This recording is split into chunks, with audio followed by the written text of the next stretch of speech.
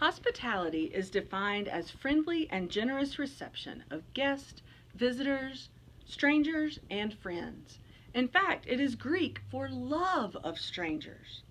I am Reverend Nora Faust, your Penn Central Associate Conference Minister for Congregational and Ministerial Excellence, and tonight's topic is hospitality in the church. You can find any number of scriptural references toward hospitality. The one I want to share with you comes out of Hebrews chapter 13, verses 1 through 3.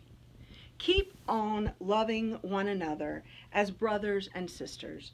Do not forget to show hospitality to strangers, for by doing so, some people have entertained angels without knowing it.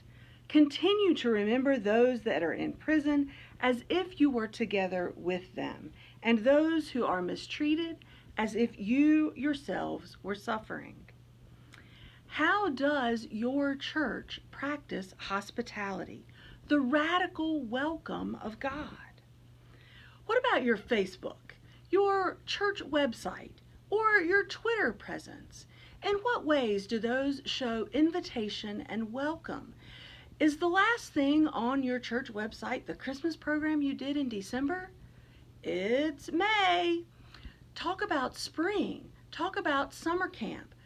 Be on date with your website, your Facebook, your Twitter. Scan for comments that would turn visitors off. How about the signage and parking around your building?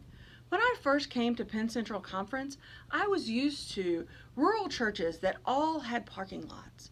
Many of our churches are in cities and towns where street parking or garage parking or parking 2 blocks away is what's necessary. Have a sign right at your front door letting folks know where to come in and where to park. And what about your greeters once they get in? Is there someone there at the door welcoming them? Or is there someone there at the door quietly handing out bulletins and looking around, or handing out bulletins on this side and visiting with a church member on this side? Make eye contact, say hello, greet people. How can you welcome them into your building, into your worship? And what about the cleanliness, the safety, and information availability around the entrances of your church, in the restrooms of your church?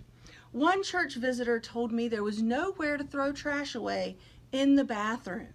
Pay attention to these kinds of things. And then the heart of why many people are there, worship. Something was going on in their lives that said, today, you need to be in the house of God. You need to be present with the family of God. What in your worship experience routinely reminds everyone that that's where they are, that they are there to worship God, to feel the love and comfort of God? There are other kinds of hospitality too, hospitality of the heart.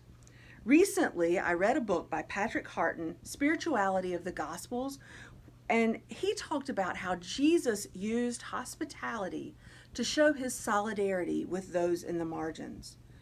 Dorothy Day's work with the poor was seen by her as her way of being hospitable to them. What would it look like if you took on an attitude of hospitality when you were making donations to the local food bank? If you thought about everything that you were donating as food that you would feed those coming into your church or home for a visit? Would it be that dented can of beets that you got for 15 cents? Or would it be something with more substance?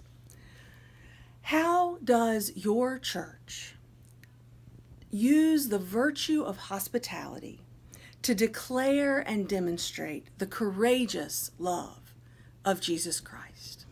Thanks for tuning in. I hope to see you next month. Take care.